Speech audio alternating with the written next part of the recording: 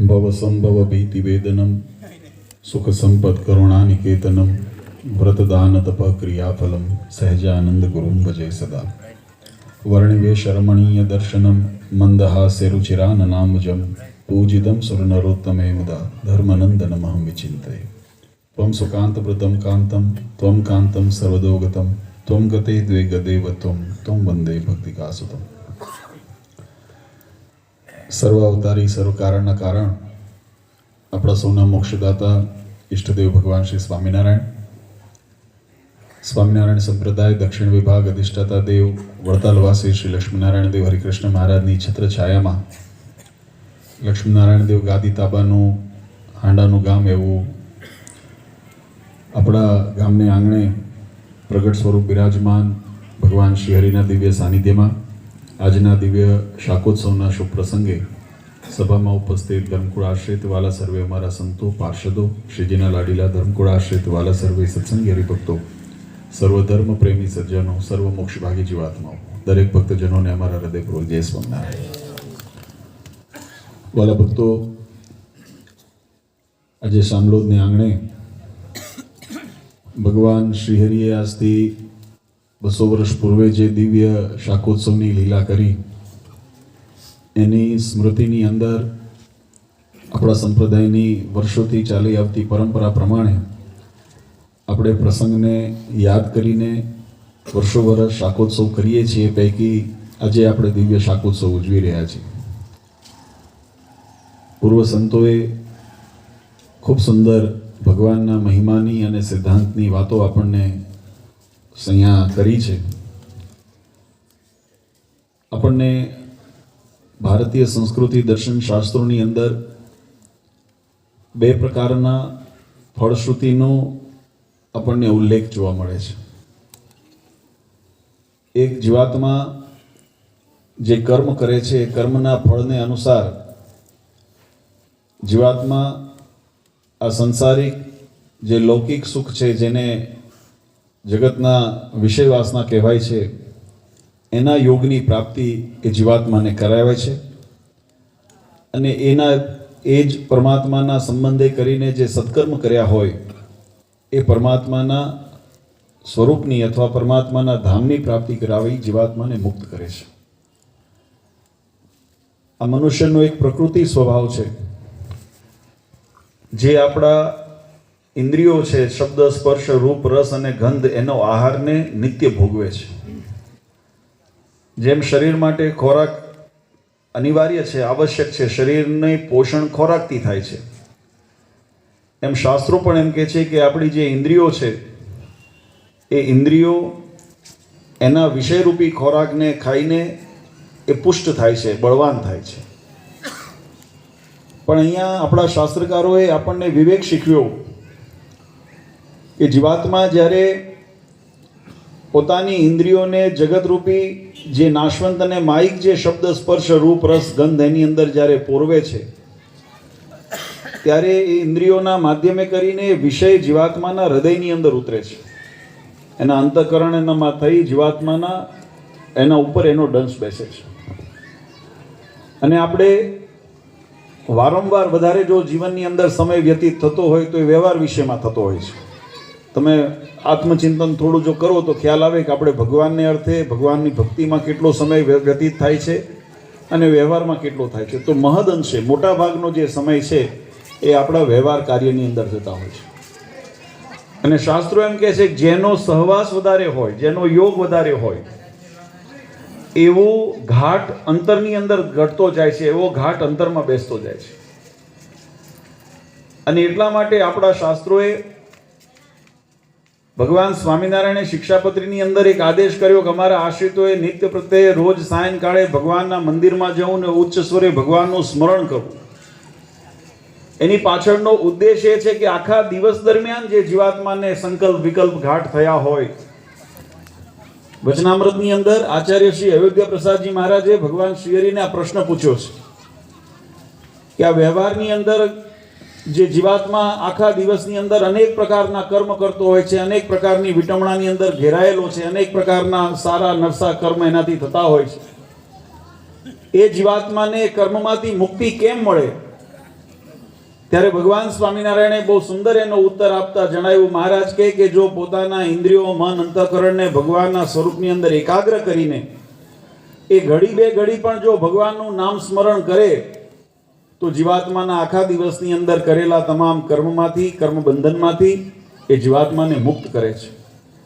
અને એટલા માટે આ જે જગતના વિષયરૂપી વિષ, ઝેર જેને કહેવાય, માયારૂપી ઝેર, એ જીવાત્મા ઉપર જે એનો દંશ બેસ્યો હોય એના નિવારણને માટે, જેમ આપણે રોગ થયો હોય ને એના નિવારણ માટે ઔષધિ લઈએ છીએ, એમ આ ભવરોગના નિવારણ માટે, માયાના રોગના નિવારણ માટે ભગવાનના દર્શન અને ભજન રૂપ આપણે ઔષધિની જીવાત્માને જરૂર પડે છે.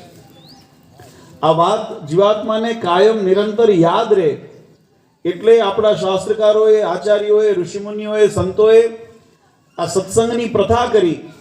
અને એમાં સવારે મંગળામાં આપણે જ્યારે સૂર્યોદય પહેલાં જ્યારે ઉઠીએ ત્યારે સૌ પ્રથમ જીવાત્માએ ભગવાનનું સ્મરણ કરવું, અહીંયાથી આપણા દિવસની શરૂઆત થાય. અને રાત્રે જ્યારે દિવસ આપણો પૂરો થાય ત્યારે પથારીમાં સૂતા પહેલાં ભગવાનને પ્રાર્થના કરીને સૂઈએ એટલે આખા દિવસની અંદર ભગવાનની સ્મૃતિ આપણને રહે. આ રીતે ક્રમ આપણને ગોઠવીને આપ્યો છે. પણ કાળાંતરે જ્યારે મહિમા ઘટે ને, એટલે મહિમા ઘટે એટલે એની અંદર એની આપણી પ્રવૃત્તિ એની અંદર ઘટી જાય છે. અને એટલા માટે એને યાદ કરાવવા માટે આપણી ભારતીય સંસ્કૃતિએ આવા ઉત્સવોના નિર્માણ કર્યા કે સંસારની અંદર જગતનો જીવ જગતના વ્યવહારની અંદર કાયમ રચોપચો રહેતો હોય અને એમાંથી ભગવાનથી જેટલું છેટું થયું હોય, ભગવાનની ભક્તિથી જેટલું ઉણપ આવી હોય, એને પુનઃ જાગૃત કરીને ભગવાનના માર્ગ ઉપર, કલ્યાણના માર્ગ ઉપર, મોક્ષના માર્ગ ઉપર જીવાત્મા વળી પાછો ચાલતો થાય, એના માટે એને પ્રેરણા કાયમ મળતી રહે. એટલે આપણે વર્ષો વર્ષ આવા ઉત્સવ, સમૈયા, કથા, વાર્તાના આયોજન કરીએ છીએ. ખરેખર આ કળિયુગની અંદર કયો જીવાત્મા બળભાગી છે? ભગવાન કૃષ્ણચંદ્રે ગીતાજીની અંદર પણ આ મહિમા બતાવ્યો છે અને ભગવાન સ્વામિનારાયણે પણ વચનામૃત આદિ, શિક્ષા, સત્સંગી જીવન આદિ ગ્રંથની અંદર આ મહિમા આપણને સમજાવ્યો છે. કળિયુગની અંદર જીવાત્માને જો શ્રેષ્ઠમાં શ્રેષ્ઠ કોઈ પ્રાપ્તિ બતાવી હોય તો એ ભગવાનના સ્વરૂપની પ્રાપ્તિ છે. ભગવાનની અંદર જીવાત્માને મમત્વ થાય, અનુરાગ થાય, એનાથી મોટી બીજી કોઈ પ્રાપ્તિ નથી.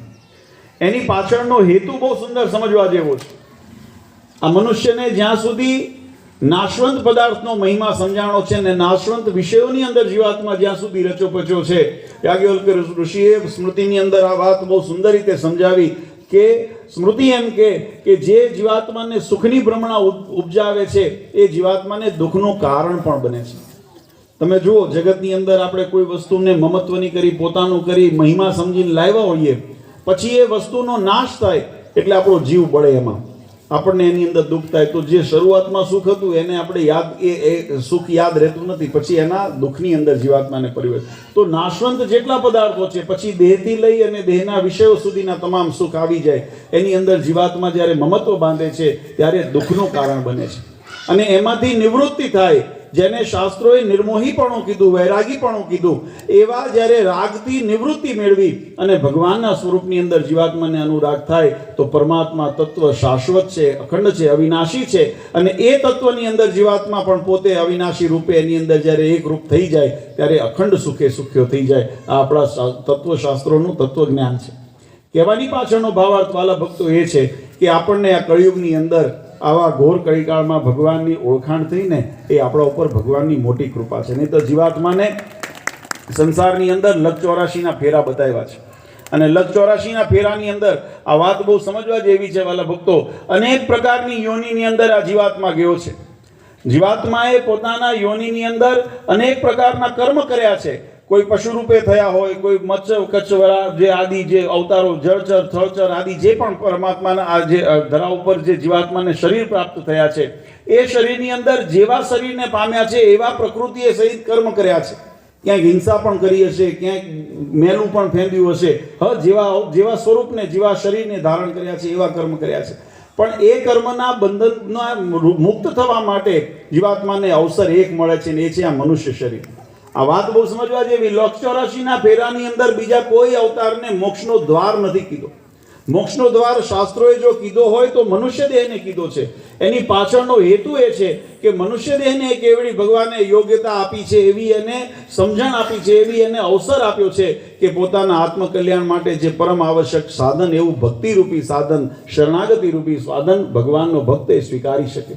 અને એના માધ્યમે કરીને જેને મનુષ્ય જન્મ સાર્થક કર્યો, વચનામૃતની અંદર મહારાજે આ વાત લખી. મહારાજ કે પૂર્વે પણ જીવાત્માને અનેક શરીર મળ્યા, પણ જીવાત્માનું કલ્યાણ ન થયું, કારણ કે ક્યાંક ને ક્યાંક આપણે જગતના ચાળા ચૂથવામાં રહ્યા. પણ મનુષ્ય દેહ જ્યારે આપણને મળ્યો છે ત્યારે આપણે માત્ર જગતના વિષયોની પાછળ આસક્ત ન રહીએ, પણ પોતાના આત્મકલ્યાણની ખેવના કરીને ભગવાનની પ્રાપ્તિ જીવાત્માને થાય એના માટેનું જે સાધન રૂપી ભજન અને ભક્તિ, ઉપાસના અને ભક્તિ, એને કેમ બળ મળે એના માટેના આયોજન કરીને જો સંકલ્પ કરીને કાર્ય કરીએ ને, મહારાજ કે આ જન્મ છેલ્લો જન્મ થઈ જાય, ફરી પુનર્જન્મ ન વિદ્યતે, ફરી જન્મ મરણના ચક્રમાં ન આવવું પડે. આજે એવી પ્રાપ્તિ કરાવવા માટે આ સત્સંગને મહારાજે નિર્માણ કર્યું, સત્સંગને નિમિત્ત બનાવ્યું. જો કે મોક્ષની પરંપરા અમે કાયમ કહીએ છીએ. કોઈ એમ કહેતું હોય કે આ 100-200 વર્ષથી જ મોક્ષ આવ્યો છે, વાત નથી બરાબર યોગ્ય. કારણ કે જીવ અનાદિ છે, ભગવાન અનાદિ છે, તો જીવાત્માને ભગવાનની પ્રાપ્તિનો સિદ્ધાંત પણ અનાદિનો જ હોય. આ મોક્ષની પરંપરા અનાદિથી છે, પણ એની પ્રાપ્તિ આપણને નથી થઈ. આપણે એનાથી વંચિત રહ્યા, કારણ કે આપણે એને છેટું રહી ગયું છે. આપણે જે માધ્યમે કરીને પરમાત્માના સ્વરૂપની જીવાત્માને પ્રાપ્તિ થાય, ભગવાનના ધામની જીવાત્માને પ્રાપ્તિ થાય, એ જે ઉપાસના ભક્તિનો માર્ગ, એ જે ધર્મ નિયમનો માર્ગ, એનાથી આપણે વંચિત રહ્યા, છેટા રહ્યા, એટલે આપણે ભગવાન સુધી નથી પહોંચી શક્યા. આપણી કમનસીબી હતી. પણ આ યુગની અંદર, અને એમાંય વિશેષ કરીને અત્યારના સમયની અંદર, ભગવાને અતિ કરુણા કરી, મહેરબાની કરી અને આપણને એવો યોગ કરાવ્યો. ભગવાન કૃષ્ણચંદ્રએ કીધું ભગવાન જેના ઉપર રાજી થાય એનું માપદંડ શું? ગીતાજીની અંદર અર્જુનજીને ભગવાન કૃષ્ણ ઉપદેશ આપે છે. અર્જુનજીએ પૂછ્યું કે ભગવાન તમારો રાજીપો છે કેમ ખબર પડે? તમે જીવાત્મા ઉપર રાજી છો કેમ ખબર પડે? ત્યારે આપણે જો લૌકિક દ્રષ્ટિએ વિચારીએ ને તો આપણે એને માનીએ. કોઈને સંપત્તિ મળી હોય તો આપણે એમ માનીએ કે ભગવાન એના ઉપર રાજી છે. કોઈને કોઈ સત્તા મળી જાય તો આપણે એમ માનીએ કે ભગવાન એના ઉપર રાજી છે. કોઈને સારા સંપત્તિ સંતતિની પ્રાપ્તિ થાય, પુત્ર પૌત્રાદિની સારી પ્રાપ્તિ થઈ હોય, સારો પરિવાર મળ્યો હોય તો આપણે માનીએ કે એને ભગવાન ઉપર રાજીપો છે. કદાચ કોઈને યશ કીર્તિની પ્રાપ્તિ થાય તો આપણે માનીએ ભગવાનનો રાજીપો એના ઉપર છે. પણ ભગવાન કૃષ્ણચંદ્રે અર્જુનજીને કીધું, અર્જુન, આ બધા નાશવંત માયિક પદાર્થોની પ્રાપ્તિ એ મારો રાજીપો નથી, એ તો કર્મનું ફળ છે. જીવાત્માએ પૂર્વે કદાચ કોઈ સત્કર્મ કર્યા હોય, કોઈ સારા પુણ્યકર્મ કર્યા હોય, તો એ પુણ્યકર્મના ફળ સ્વરૂપે જીવાત્માને જીવનની અંદર સુખ દુઃખના ઉતાર ચઢાવ આવતા હોય છે, એને યશ અપયશના ઉતાર ચઢાવ આવતા હોય છે. પણ આ બધું ભૌતિક અને નાશવંત છે. એ મારા રાજીપાનો એ માપદંડ ન હોઈ શકે. મારા રાજીપાનો જો માપદંડ હોય ને, તો મારા રાજીપાના માપદંડ પ્રમાણે અમે ભક્તને સદબુદ્ધિ આપીએ છીએ અને યોગ એવો આપીએ છીએ કે જેથી જીવાત્માને મારા સ્વરૂપની અંદર પ્રીતિ થઈ જાય. જો એવા યોગની પ્રાપ્તિ થાય, એ ભગવાનનો મોટો રાજીપો છે. અર્જુનજીને ભગવાન કૃષ્ણચંદ્ર કહે છે. અને એ જ ભગવાન સ્વામિનારાયણે આપણા સંપ્રદાયની અંદર, આપણા શાસ્ત્રોની અંદર એક વાત મહારાજે લખી. મહારાજ કહે કે અમને જેમ અમારાથી અમારો ભક્ત અળગો ન રહી શકે, એમ અમે પણ અમારા ભક્તથી અળગા નથી રહી શકતા, જેને મન કર્મ વચને અમારા શરણે સ્વીકાર્યું છે. અમે પણ એ ભક્તના વિયોગમાં નથી રહી શકતા. મહારાજે વચનામૃતની અંદર એક બહુ સુંદર પ્રશ્ન પૂછ્યો. મહારાજને કીધું કે મહારાજ, આ જગતની અંદર ભગવાનના અવતારનું કારણ શું છે? ભગવાન શા માટે આવતા છે? મહારાજ કીધું, જો વિચારીને ઉત્તર કરજો. જો તમે એમ કહો કે ભગવાન જીવાત્માના કલ્યાણને અર્થે આ ધરા ઉપર પધારતા હોય છે, તો મહારાજ કહે ભગવાન તો જો અક્ષરધામમાં રહ્યા થકા સંકલ્પ માત્રથી એક ભ્રકુટીના વિલાસની અંદર ઉત્પત્તિ પાલન પ્રલય થતા હોય, હજારો બ્રહ્માંડની ઉત્પત્તિ પાલન પ્રલય થતા હોય, તો એ ભગવાન જીવાત્માનું કલ્યાણ ન કરી શકે? એ સંકલ્પ માત્રમાં કરી શકે. અને જો તમે એમ કહો કે ના, એના માટે પૃથ્વી ઉપર ભગવાનને પધારવું જ પડતું હોય, પ્રગટ જ થવું પડતું હોય, તો એટલી ભગવાનમાં અસામર્થ્ય કહેવાય. તો ભગવાન તો અસમર્થ નથી, ભગવાન તો સર્વસમર્થ છે. તો અને જો પરમાત્મા અક્ષરધામમાં રહ્યા થકા જીવાત્માનું કલ્યાણ કરવાને સમર્થ હોય, તો પછી પૃથ્વી ઉપર આવવાનું પ્રયોજન શું છે? તમે જો મહારાજે બે બાજુ સાણસામાં લીધા. તમે એમ કહો ભગવાનને કલ્યાણને અર્થે આવે છે, જીવાત્માને મોક્ષને અર્થે આવે છે, તો ભગવાન અક્ષરધામમાં રહ્યા થકા મોક્ષ ન કરી શકે? અને જો અક્ષરધામમાં રહ્યા થકા ભગવાન જીવાત્માનું કલ્યાણ કરી શકતા હોય, તો પછી જગતમાં આવવાનું શું કારણ છે? એટલે મહારાજે પછી એનો ઉત્તર કર્યો, સમન્વય કર્યો. મહારાજ કે જો ભગવાન જીવાત્માના કલ્યાણને અર્થે ધરા ઉપર આવે છે, આપણે ગીતાજીની અંદર લખ્યું ને, યદા યદા હિ ધર્મસ્ય ગ્લાનિર્ભવતિ ભારત અભ્યુત્થાનમ અધર્મસ્ય તદાત્માનમ સૃજામ્યહમ. ધર્મની ગ્લાનિ થાય ત્યારે ધર્મના ઉત્થાનને માટે, અધર્મના વિનાશને માટે ભગવાન કે સજામ્યહમ, અમે અહીંયા ધરા ઉપર અવતાર લેતા આવ્યો છે. પરિત્રાણાય સાધુનામ વિનાશાય ચ દુષ્કૃતામ. જે પોતાના ભક્તો છે, જે સાધુ પુરુષ છે, ભગવાનના એકાંતિક ભક્તો છે, એના રક્ષણને માટે પરિત્રાણાય સાધુનામ, અને અસુરોના સંહારને માટે મહારાજ કે સંભવામી યુગે યુગે, અમે દરેક યુગમાં આવીએ છીએ. એ તો અમારું દાયિત્વ છે. પણ વચનામૃતની અંદર મહારાજે એક વિશેષ વાત લખી. મહારાજ કે અમે ભક્તોના લાડકોડ પૂરા કરવા જગતમાં આવીએ છીએ. અમે અમારા ઘણા બધા ભક્તોના એવા મનોરથ હોય, કોઈને ભગવાનને સખા ભાવે ભજવા હોય, કોઈને પુત્ર ભાવે ભજવા હોય, કોઈને મિત્ર ભાવે ભજવા હોય, કોઈને પરિવાર ભાવે ભજવા હોય. જેનો જેવો સંકલ્પ હોય, જેને જેવી મનોરથ હોય, કામના હોય, એ કામના પૂરી કેમ થાય? કારણ કે પામર જીવની એવી સામર્થ્ય નથી કે પરબ્રહ્મ સુધી બારોબાર પહોંચી જાય. અને બીજું કે એ પરબ્રહ્મ પુરુષોત્તમ નારાયણની પ્રાપ્તિ માટે જે જીવાત્માની સ્થિતિ નિર્માણ થવી જોઈએ, એટલે આત્મ સ્વરૂપની જે ઓળખાણ, જે જાગૃત થઈને જે બ્રહ્મ સ્થિતિને જીવાત્માને નિર્માણ કરવું જોઈએ, એના માટે ઉપાસના ભક્તિના માર્ગની પરમ આવશ્યકતા છે. ઉપાસનાની જો શુદ્ધતા હશે, ઉપાસનાની સર્વોપરી નિષ્ઠા હશે, ભક્તિની અંદર પતિવ્રતા મહાત્મા જ્ઞાને સહિતની ભક્તિની જો પોષણ એને જીવાત્માને પ્રાપ્ત હશે, ત્યારે જીવાત્માનું એ બ્રહ્મ સ્વરૂપે, પોતાનું મૂળ સ્વરૂપે જીવાત્મા નિખારી શકશે. જ્યારે ત્રણેય સ્થૂળ સૂક્ષ્મ ને કારણ દેહના માયાના બંધનથી જ્યારે નિવૃત્તિ મળશે, ત્યારે જીવાત્માનું મૂળ સ્વરૂપ જાગૃત થશે. અને એવા મૂળ સ્વરૂપના જાગૃત દ્વારા જીવાત્મા પરમાત્મા સુધી પહોંચવાને સક્ષમ બનશે. આ બંને પ્રાપ્તિ કરાવવા માટે જીવાત્માને ભગવાનના આશ્રયથી બીજું મોટું કોઈ એને સ્થાન નથી. ભગવાનના જ્યાં સુધી જીવાત્મા સંબંધમાં ન આવે ત્યાં સુધી આપણે, તમે જો લોઢું હોય ને, એ લોઢાનો લોહ ચુંબક તમે નજીક લાવો ને, એટલે લોહ ચુંબક એ લોઢાને પોતાની તરફ ખેંચી લે. એની અંદર શક્તિ, સામર્થ્ય જુઓ ને તો લોહ ચુંબકની છે, લોઢાની સામર્થ્ય નથી. લોઢું લોહ ચુંબકને નથી ખેંચતું, લોહ ચુંબક લોઢાને ખેંચે છે. લોઢું છે ને એ લોઢાને લોહ ચુંબક ખેંચે છે. લોહ ચુંબકના વર્તુળની અંદર, એના વિસ્તારની અંદર જ્યારે લોઢું આવે ત્યારે એને સેજે સેજે એ લોહ ચુંબક આકર્ષી લે. એમ પરબ્રહ્મ પુરુષોત્તમ નારાયણ, એની સામર્થ્ય છે, એનો ઐશ્વર્ય પ્રતાપ છે કે મુમુક્ષુ જીવ છે એ જ્યારે ભગવાનના વર્તુળની અંદર આવે છે ને, ત્યારે ભગવાન એનું ચિત્ત પોતાના હૃદયની, પોતાના સ્વરૂપની અંદર આકર્ષી લે છે, પોતાની અંદર જીવાત્માને રહે છે. પણ એમાં એટલી ખરું કે લોઢું પાછું કટેલું બટેલું ન હોય. હા, લોઢું ચોખ્ખું જોઈએ તો લોહ ચુંબક કામ કરે. એટલે એ શાશ્વતતાને પમાડવાને માટે ભગવાનનો તો ઐશ્વર્ય પ્રતાપ છે જ. અક્ષરધામમાં રહ્યા થકા પણ પરમાત્મા જીવાત્માનું કલ્યાણ કરવા સમર્થ છે. પણ જીવાત્માને પરમાત્માના વર્તુળમાં લાવવા માટે ભગવાનનો ભક્ત જ્યાં સુધી એ સ્થિતિને નથી પામ્યો, ત્યાં સુધી મુક્ત દશાને નથી પામ્યો, અને ભગવાનના ધામને નથી પામ્યો, અને જ્યાં સુધી ભગવાનના યોગની અંદર, વર્તુળની અંદર મહિમાએ સહિત નથી પહોંચ્યો, ત્યાં સુધી ભગવાનની અંદર એને અનુરાગ નથી થતો, પ્રેત નથી થતું. એવા પ્રેતને કરાવવા માટે, એવી ભગવાનમાં અનુરાગ કરાવવાને માટે, ભગવાનના સ્વરૂપની અંદર નિષ્ઠા અને પ્રેમ દ્રઢ થાય એના માટે ભગવાન જીવાત્માને માટે સરળ થાય છે, અને સરળ થઈને આ ધરા ઉપર મનુષ્ય આદિ અવતાર ધારણ કરીને ભગવાન વિચરણ કરતા હોય છે. વ્યવહાર તમારો મારા જેવો હોય, પણ એની અંદર અલૌકિકતા છે. તમારો મારો વ્યવહાર છે ને આપણને બંધનમાં નાખે. ભગવાનની સંબંધી જે વ્યવહાર હોય ને એ જીવાત્માનું કલ્યાણ કરે. આટલો એનો ભેદ બતાવી અને પરમાત્મા ધરા ઉપર પોતે મનુષ્ય ચરિત્ર કરતા હોય છે. અને એ ચરિત્રના ભાગરૂપે ક્યાંક ઉપદેશ દ્વારા, ક્યાંક પોતાના ઐશ્વર્યના દર્શન દ્વારા, જેમ હમણાં સંતોએ કથા વાર્તાની અંદર આપણને અનેક પ્રસંગો બતાવ્યા, એની અંદર ઘણા પ્રસંગો દ્વારા, ઘણા ઉપદેશો દ્વારા ભગવાન જીવાત્માનું કેમ ક્ષય થાય, જીવાત્માનું કેમ કલ્યાણ થાય, એક સંકલ્પને લઈને પરમાત્મા ધરા ઉપર આવતા હોય છે. અહીંયા ભગવાનને મોટપની જરૂર નથી. કોઈ એમ માને કે અમે મંદિર બનાવ્યું તો ભગવાન મોટા થયા.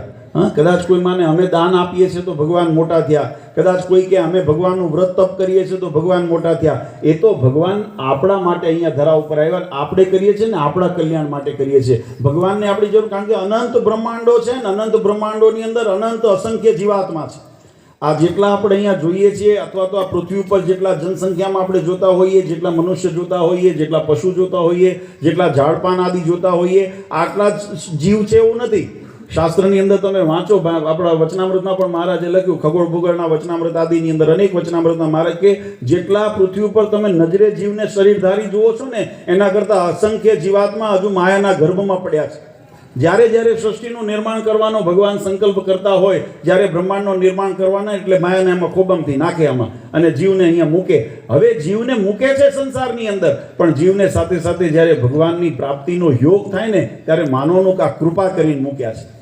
અને જ્યારે એ બુદ્ધિ પ્રાપ્ત ન થઈ ત્યાં સુધી માનો કે આપણે પોતાના કર્મ ભોગવવા આ જગતમાં આવ્યા છીએ, પૂર્વે કરેલા કર્મ ભોગવીશું, આ જન્મમાં કર્મ કરશું ને આવતા જન્મમાં ફરી પાછા કર્મ ભોગવવા બીજા શરીરને ધારણ કરશું. આ જન્મ મરણના ચક્રમાંથી મુક્તિ ન મળે એને મેળવવા માટે આ સનાતન વૈદિક પરંપરાની અંદર જે મુખ્ય જે એનું સ્તોત્ર જો એનું હોય તો એ ઉપાસના ભક્તિનો છે. અને ઉપાસના ભક્તિ દ્રઢ કરાવવા માટે જીવાત્માને ભગવાને આ સત્સંગનો યોગ કરાવ્યો છે. પછી એના માટે મહારાજે અનેક પ્રકારના સાધનો કરે. આપણે ષડંગી સંપ્રદાય કહીએ છીએ. આ ષડંગી સંપ્રદાયમાં મહારાજે પ્રથમ જે સંકલ્પ કર્યો, પોતાના મંદિરો બનાવી અને પોતાના સ્વરૂપો મહારાજે પધરાવ્યા. અને મહારાજ કીધું આનો આશ્રય કરીને જે જીવાત્મા રહે એને પ્રત્યક્ષ પરબ્રહ્મ પુરુષોત્તમ નારાયણના પ્રત્યક્ષ આશ્રયનું પુણ્ય મળે અને એના માધ્યમે કરીને જીવાત્મા ભવસાગર તરીને પાર ભગવાનના ધામ સુધી જઈ શકે. એટલે ઉપાસનાની શુદ્ધતા માટે આશ્રયનું સ્થાન ભગવાને મંદિરો નિર્માણ કરાવ્યા.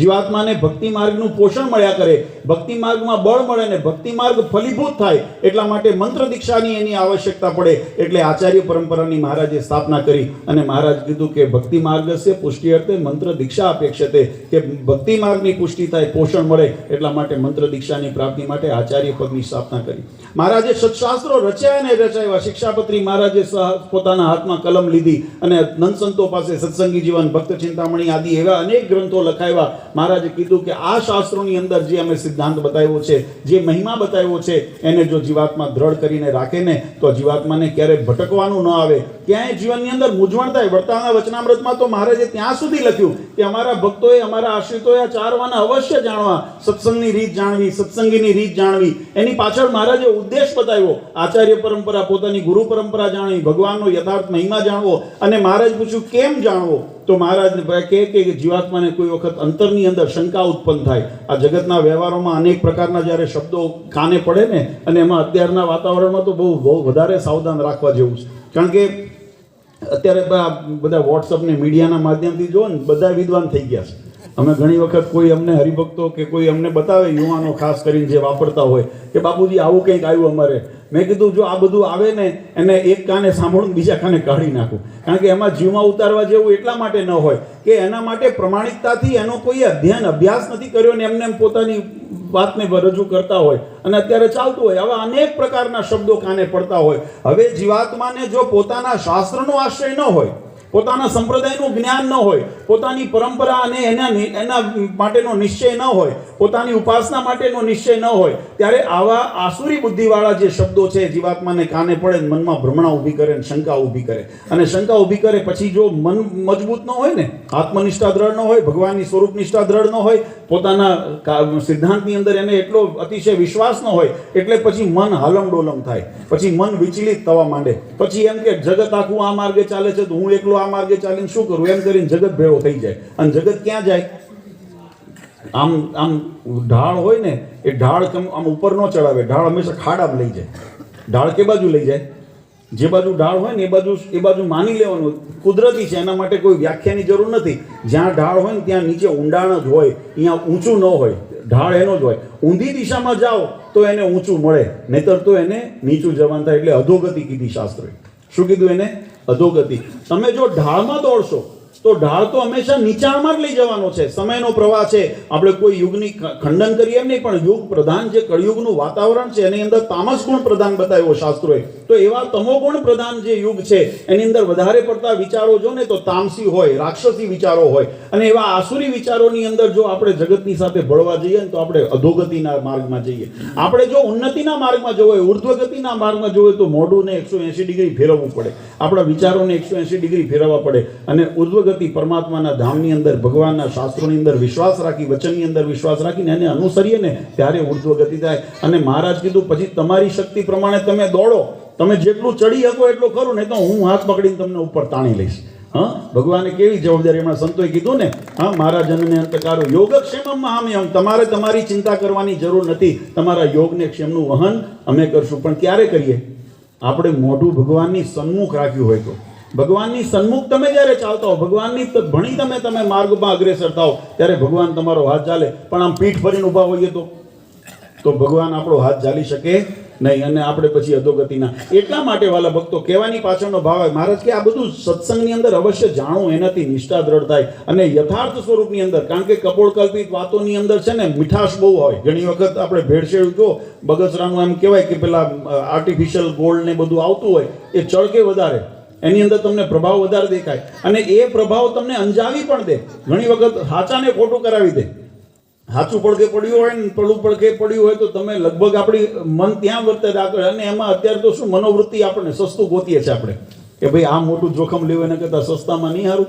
આપણે સસ્તું ગોતતા હોઈએ, સહેલું ગોતતા હોઈએ. એટલે મનુષ્ય પ્રકૃતિ સ્વભાવ આ બધું એની અંદર આવરણ આવે. પણ છેવટે જ્યારે એનું માપ કરવા જાઓ અથવા તો જ્યારે એનું મૂલ્યાંકન કરવા જાઓ બજારમાં લઈને, ત્યારે કિંમત કેની થાય? ઓલા હાચાની થાય, ખોટાની થાય.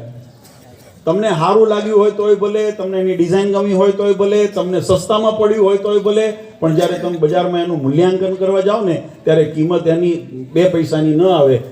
એની કિંમત આપણે જે એની હોય એ પ્રમાણે, પણ મૂળ સોનાની જે નક્કર કિંમત હોય એના જેવી ન આવે. કારણ કે સોનું એ સોનું, કથીર એ કથીર. હા, જે તાંબુ પિત્તળ આદિનું ભેળસેળ વાળું આ કહેવાની પાછળનો ભાવાર્થ વાલા ભક્તો એ છે કે આપણને ભગવાને જે હેતુ માટે મનુષ્ય જન્મ આપ્યો છે એ જીવાત્માને પામર પતિતમાંથી મટાવી અક્ષરધામના મુક્ત બનાવવા છે. પણ એની પ્રાપ્તિ માટે જીવાત્માને જે માર્ગ અનુસરવાનો છે એ ઉપાસના ભક્તિના માર્ગની અંદર સંપ્રદાયના સિદ્ધાંતને અનુસરીને જેની પરંપરાને અનુસરતા હોય, કોઈ રામાનંદી પરંપરાને હોય, કોઈ વૈષ્ણવી પરંપરાને હોય, કોઈ સ્વામિનારાયણીય પરંપરાને હોય, કોઈ માતાજીને માનતા હોય, કોઈ શિવપંથીને માનતા હોય, પણ જેના સંપ્રદાયની મૂળ પરંપરા છે એ મૂળ પરંપરાની ધરોહરને જો યથાર્થ રીતે જીવનની અંદર ગ્રહણ કરીને યથાર્થ રીતે પકડીશું અને એને અનુસરીશું તો આપણી ગતિ ઉર્ધ્વ ગતિ તરફ જશે. નહીં તો જગતના ફેરાની અંદર આપણે પણ ભેળાઈ જશું અને આપણા જીવનું પણ કલ્યાણ બગડે. લખ 84 માતે લખાય. એને મટાડવાને માટે ભગવાને કેવા કેવા ચરિત્રો કર્યા. આ ષડંગી સંપ્રદાયમાં મહારાજે ઉપાસના ભક્તિ કરી. વચનામૃતમાં પણ મહારાજે લખ્યું અમે મોટા મોટા હરિયાગ કરાવ્યા, વિષ્ણુ યાગ કરાવ્યા, મોટી મોટી કથાઓ કરાવી, ભાગવત પારાયણ આદિ અમે કેવા ઉત્સવ કર્યા.